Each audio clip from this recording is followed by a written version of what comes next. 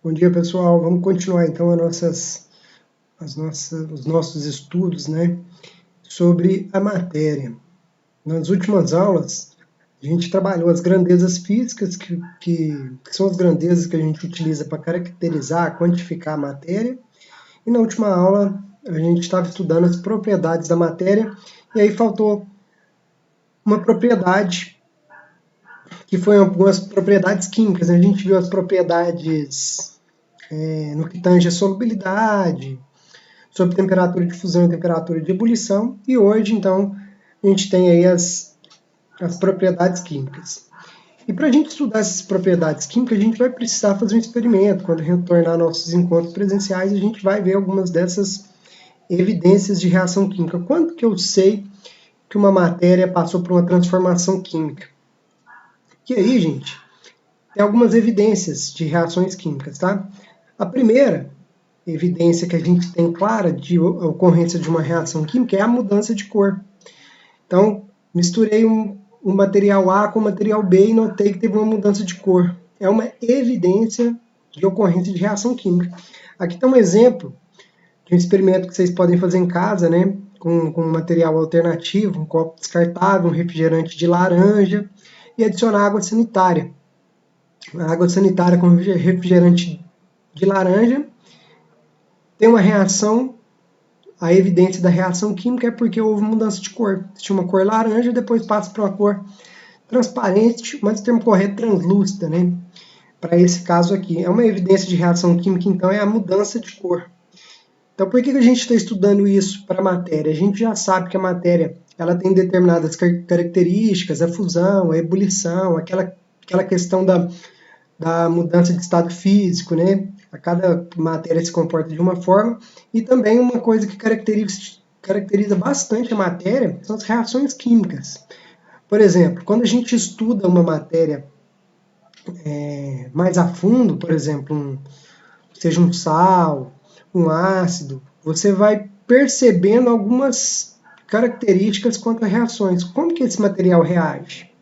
Certo? E tem alguns materiais que eles podem ser agrupados, que eles reagem de forma muito semelhante uns com os outros.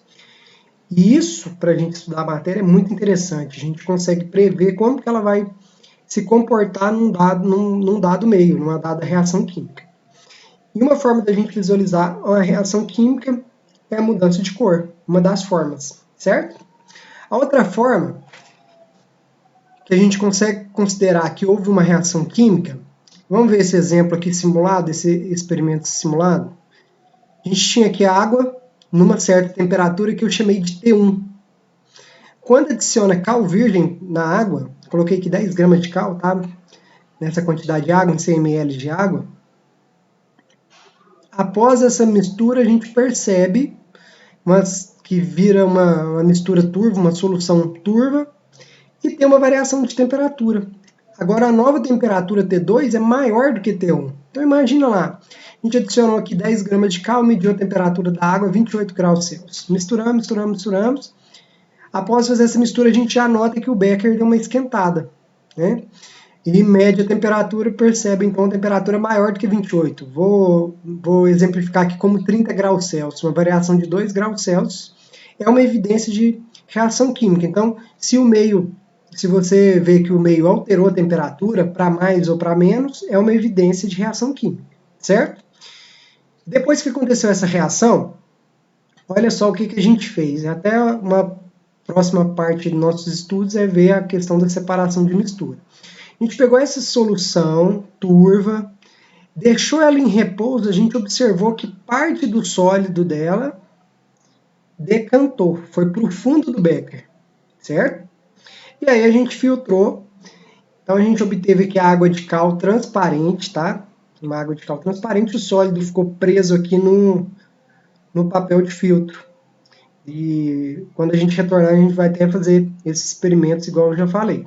Certo? Então, acompanharam, misturou a cal na água, formou um sólido, esse sólido foi filtrado, e a parte que misturou com a água, a parte que reagiu com a água, formando aí a parte que solubilizou desse produto que formou, né? Se teve uma reação química, a gente tem os reagentes e tem o produto. Esse produto que formou, parte dele não é solúvel, por isso que que está aqui decantado, precipitado, e a gente separa então, obtendo aqui o sólido e o filtrado, que é a água de cal, certo? Então, uma evidência de reação química que a gente viu até agora é alteração de temperatura e mudança de cor. Vamos para a terceira parte? Ó, o que a gente fez? Colocou aqui um canudo, algum sistema aqui que me permite adicionar CO2, gás carbônico. Então, é como se o indivíduo tivesse soprado isso aqui com um canudo. Quando ele sopra, ele observa que forma um sólido aqui no meio. Então, a gente tinha um material transparente, adicionou um gás aqui, que é o gás carbônico, e teve a formação de um sólido. Essa formação desse sólido também é uma evidência de reação química, formação de precipitados, tá? Aqui a gente tem que só ter uma atenção redobrada, porque lá quando a gente estava estudando a solubilidade, uma das propriedades da matéria, a gente viu que, por exemplo, adicionar um sal de cozinha na água. Se ele estiver abaixo do coeficiente de solubilidade, vai misturar todinho, né? Se a gente passar do coeficiente de solubilidade, ele também precipita, mas lá não é reação química. Por que não é reação química? Porque o material que a gente está adicionando é o mesmo material que está precipitando. Aqui não. Aqui a gente adicionou um gás. A gente não está adicionando mais material. A gente adicionou um gás. E essa adição de gás causou a formação de um sólido aqui no meio. Certo? Então, esse sólido ele não existia aqui nesse sistema. Diferente lá daquela questão da solubilidade. Então, a evidência de reação química que a gente tem até agora é formação de sólidos precipitados, né? Formação de precipitado, mudança de cor, alteração de temperatura. Agora esse sólido aqui, ó, vou chamar aqui a parte 3, tá? Mas seria a parte 4, esqueci de mudar aqui. Na parte 4, a gente pegou esse sólido aqui e adicionou vinagre. Quando adicionou o vinagre, a gente nota liberação de gás. Liberação de gás também é uma evidência de reação química. E aqui a gente tem o material que voltou a ser transparente. Então, por que teve esse tanto de mudança que a gente está observando aqui? Teve alteração de temperatura, teve formação de sólido, teve liberação de gás. Para nós ainda não interessa discutir o porquê disso tudo, né? A gente tem que avançar mais nos estudos para a gente conseguir explicar isso. Mas o que eu quero mostrar para vocês é que algumas evidências aí de reação química. Formação de precipitado, liberação de gás, tá? Mudança de cor e alteração de temperatura. Beleza? Então, uma forma da gente ver que o material reagiu. Vou dar um exemplo para vocês. Bombril na pia. Na pia não, vamos colocar ele lá na embalagem que saiu do supermercado. Palha de aço, né? Você pegou a palha de aço lá no mercado, você vê ela com aquela coloração metálica, aquela cor meio acinzentada. Você esqueceu ele em cima da pia com umidade, com a reação com ar atmosférico. Você observa no outro dia que formou um composto meio amarronzado, laranja, meio alaranjado, né? E aí a gente chama isso de ferrugem, né? A ferrugem ela é diferente da palha de aço. Então evidencia o quê? Uma reação química. Qual que foi o vestígio que permitiu a gente a gente classificar que houve uma reação química? Nesse caso, né, a mudança de cor. Você tinha uma cor acinzentada, a cor da ferrugem é diferente, é uma evidência de reação química. Beleza, gente? Continuando aqui, então, as evidências de reação química, só para a gente elencar aqui novamente, essas 4 que a gente viu, né? Liberação de gás, formação de precipitado, alteração de temperatura e mudança de cor. E uma questão aqui muito interessante da gente ver, além da forma que a matéria reage, é igual eu falei para vocês, ela pode ser agrupada, né? A gente colocar materiais que têm algumas características semelhantes. Por exemplo, materiais ácidos. Eu vou colocar um exemplo aqui, ó. Material ácido presente aí na cozinha de vocês, ó. Deixa eu ajeitar isso aqui. Materiais ácidos. Eu vou dar um exemplo. Vinagre. O vinagre, ele é uma solução de ácido acético com água, tá? Então, o material ácido tem aquela característica de um sabor mais azedo, né? E a gente tem outros componentes ácidos. como tarefa aí, vocês vão ver a tarefa que vai estar aí no mural, vai ser vocês identificar outros materiais com essas propriedades em casa. Material básico. Eu vou dar um exemplo aqui de material básico. Vou colocar aqui o sabão. Sabão de barra. É um exemplo de um material com essa característica básica. E tem vários materiais também básicos, vários materiais ácidos. E aí, eu falei para vocês que o vinagre tem esse gosto mais pro azedo, aí o limão, tem alimentos que tem esse gosto mais pro azedo. Mas tem reagente que não vai dar para você testar pelo sabor, né? Vai ser outros meios para a gente verificar essa questão de agrupar ele como ácido ou como básico. Então, como exemplo aqui, eu dei dois exemplos aqui, né, de material ácido, material básico, material neutro, eu vou colocar um exemplo aqui, ó, shampoo para criança, shampoo infantil. Quem tiver um irmãozinho mais novo aí sabe disso, né, quem tiver criança aí próximo da família, sabe que o shampoo infantil, ele tem esse pH neutro para não agredir muito a pele do bebê, né, então tem vários cosméticos que vai fazer esse controle. O cosmético mais neutro é um cosmético mais seguro, que agride menos a pele, né? Reduz um pouquinho o poder de limpeza, mas é um material menos agressivo. E aí, gente, a tarefa é o seguinte, é você pegar um material ácido, material básico, material neutro, e postar uma fotinha do rótulo, ou você só posta o nome do que você achou aí, com essa característica, tá? E aí, o interessante é que a gente consegue, em laboratório, fazer esse teste sem ser, lógico, pelo sabor, né? Pelo sabor, mas é só para a gente lembrar dessas características dos ácidos. Eu não falei do sabor de uma base, né? De um alimento básico, por exemplo, o caju verde, a banana mais verde, ela tem aquele característica de apertar, né? Essa característica de apertar é chamada de astringência. Então, compostos básicos são compostos adstringentes, certo? E uma forma da gente testar se o material é ácido ou básico, tem alguns materiais que têm a possibilidade de mudar de cor de acordo com a acidez do meio. E aqui eu coloquei aqui, ó, o extrato de repolho roxo. Isso aqui pode ser feito em casa, tem até a metodologia, tem no livro de vocês, sabe? Como que faz esse extrato. A gente também vai fazer em laboratório. Mas aqui tem o seguinte, ó, o extrato de repolho roxo, ele tem essas 6 tonalidades aqui diferentes, né? Quando a gente tem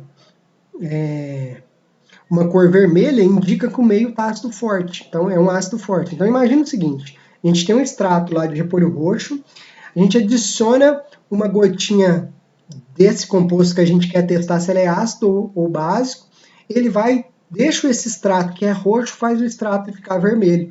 Então, a gente caracteriza esse material que foi adicionado ao extrato, a gente caracteriza ele como um ácido forte. Se for rosinha, um ácido moderado.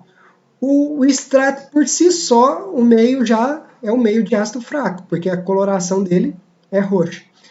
Agora, se a gente conseguir neutralizar esse ácido fraco, aí a coloração já é azul.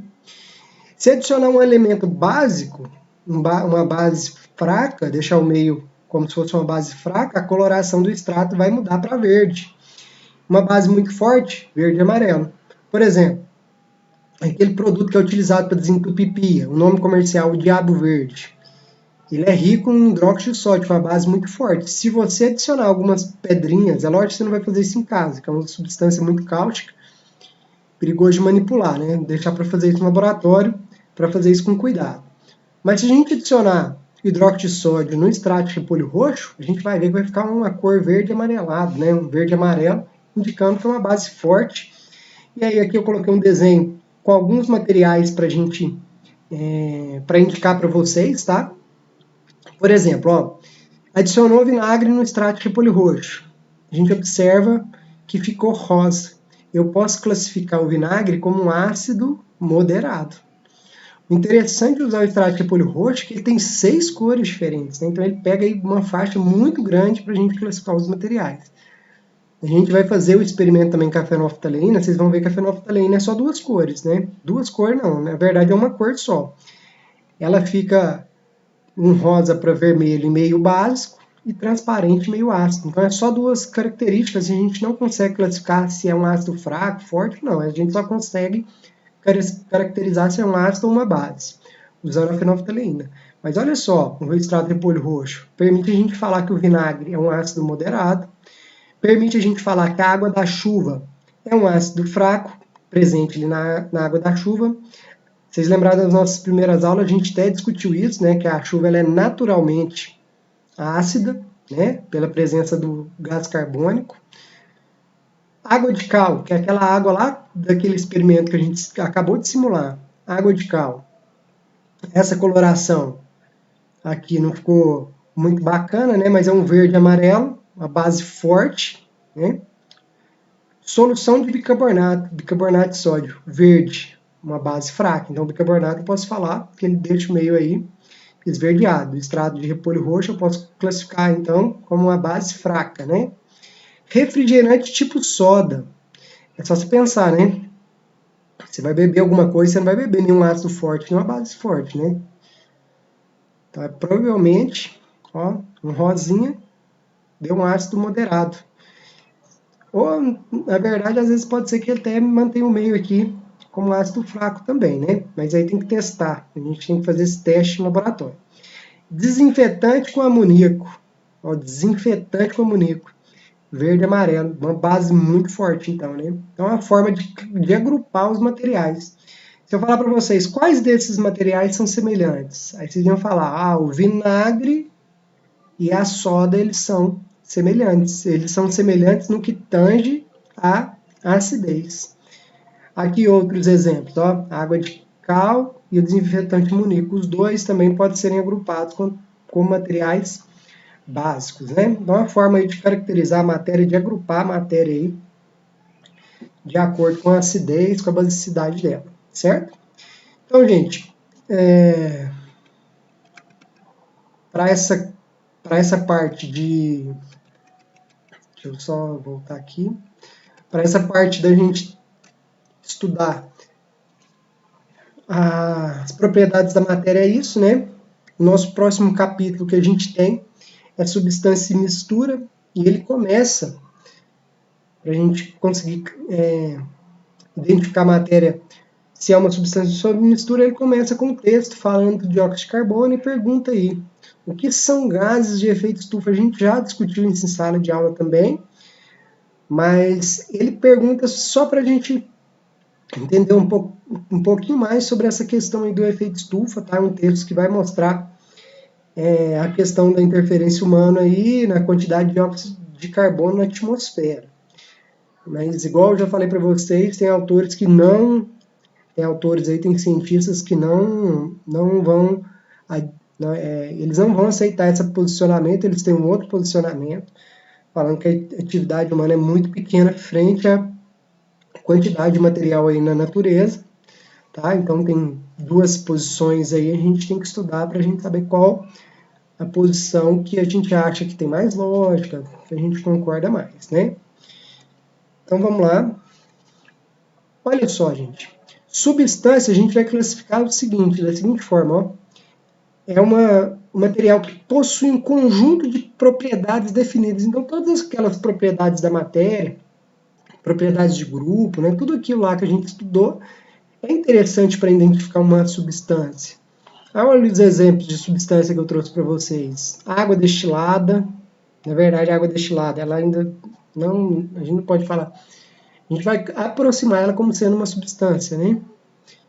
Depois a gente vai até fazer experimentos sobre isso para ver que, na verdade, a água purinha, purinha é muito difícil de ter, né? Mas a gente vai ver isso aí, a gente vai testar. Álcool etílico anidro, uma substância. Oxigênio, gás carbono, cloreto de sódio, mercúrio, ferro, tudo isso são substâncias. E aí tem uma forma da gente identificar se é uma substância ou não, né?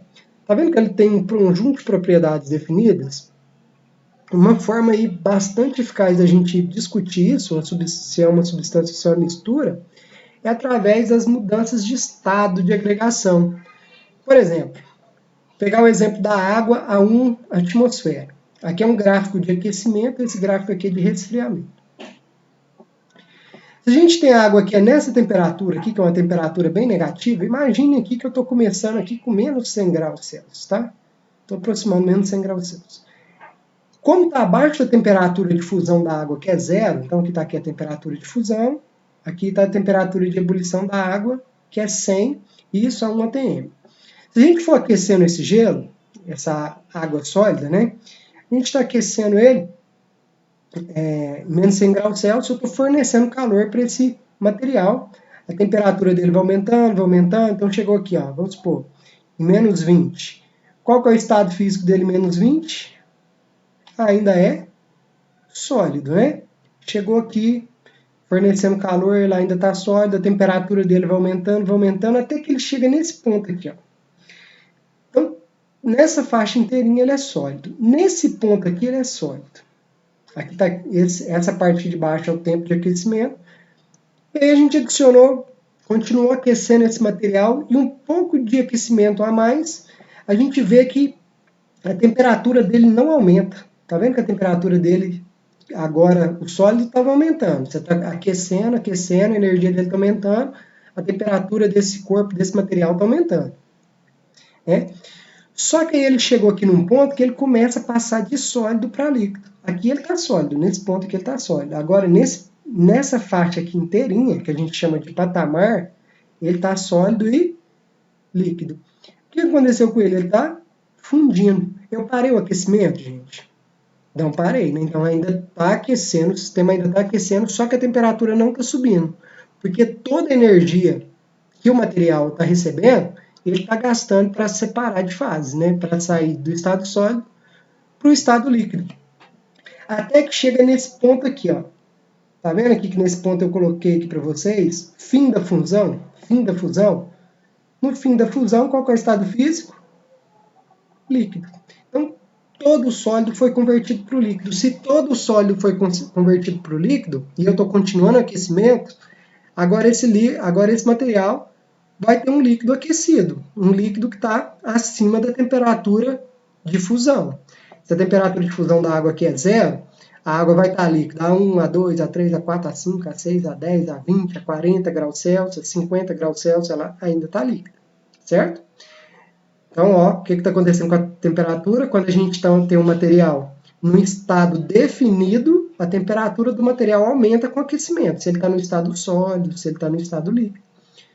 Só que se a gente continuar aquecendo, a gente fornece energia suficiente para esse líquido começar, para as moléculas lá do líquido começar a separarem uma das outras. E aí chegou aqui nesse ponto. Nesse ponto, ele está no estado líquido. Então, começou a 100 graus Celsius, começou então a passar de líquido para vapor.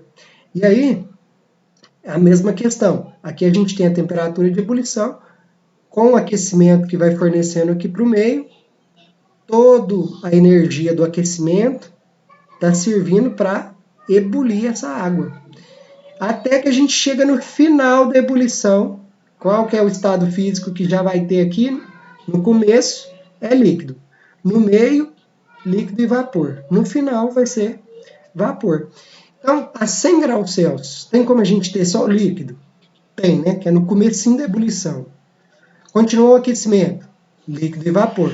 Continuou o aquecimento, só vapor. E aí, continuou o aquecimento, você vai ter um vapor superaquecido, né?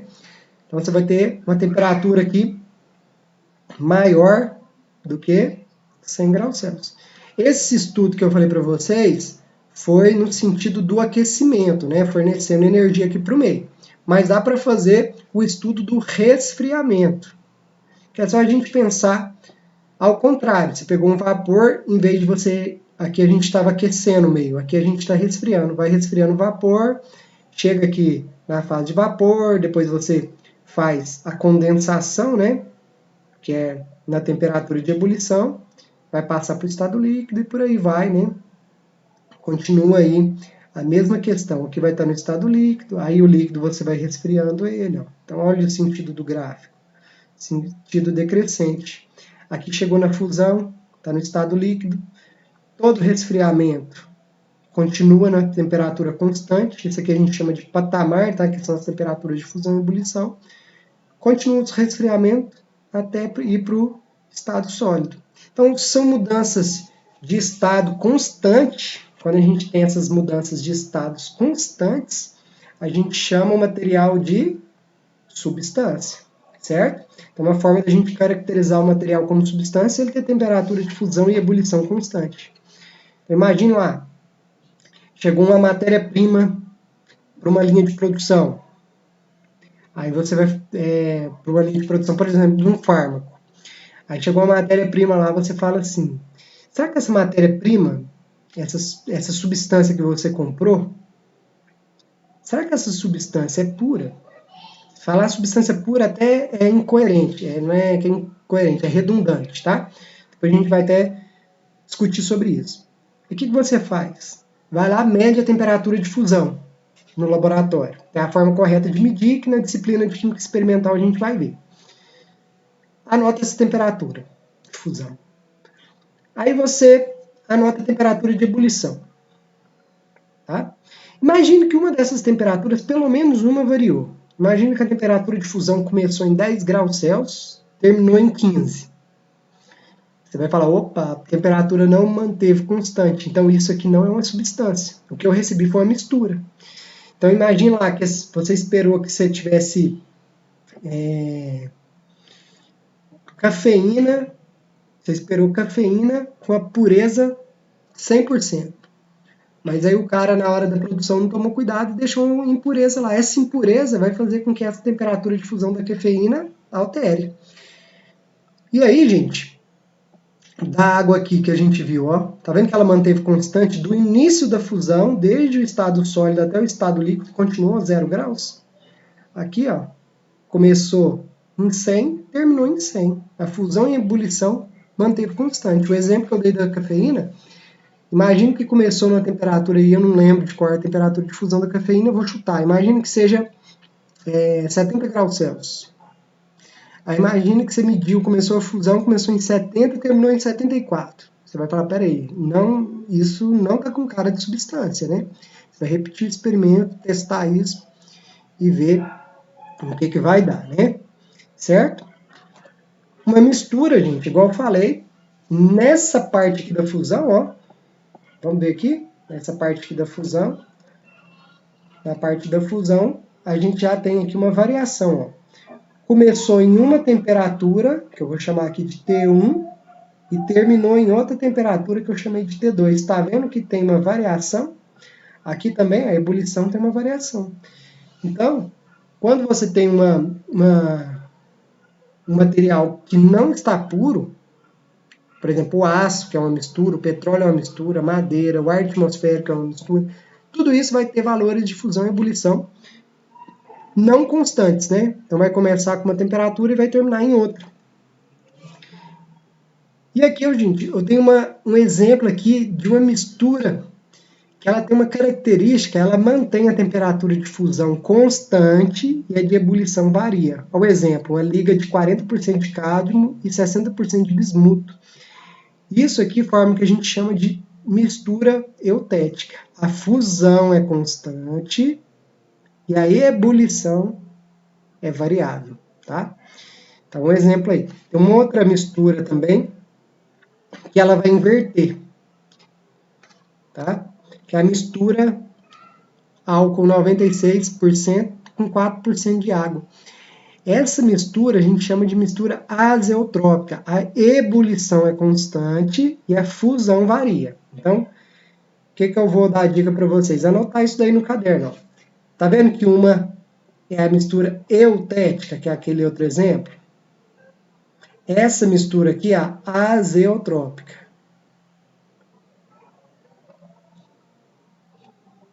Vamos seguir a ordem alfabética, ó. Na mistura azeotrópica, que começa com A, a gente lembra da fusão primeiro, a temperatura de fusão varia. E a outra é constante. Depois do A, a gente tem a letra E. Seguindo aqui a ordem alfabética. Só uma forma da gente memorizar, tá? Na mistura eutética, a gente viu que quem varia é a temperatura de ebulição, ó, eutética e ebulição, certo?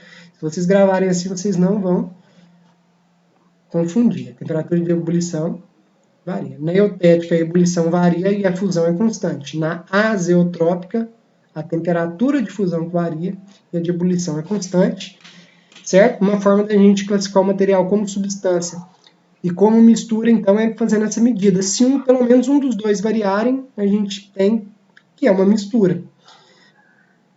Tem tipos de mistura que mantém um dos dois constante, aí vai depender, né? Para a gente classificar como mistura eutética ou azeotrópica. Eutética, a temperatura de ebulição varia, a difusão é constante. A azeotrópica já é o contrário, né? A difusão varia e a de ebulição é constante. Certo, gente? Então, bons estudos para vocês. Qualquer dúvida, me procura no atendimento, que a gente tenta discutir mais um pouco essas questões aí, tá? Próxima aula, a gente vai continuar estudando essa questão das misturas, das substâncias, ok? Então, até mais, gente. Bons estudos, um ótimo dia para vocês.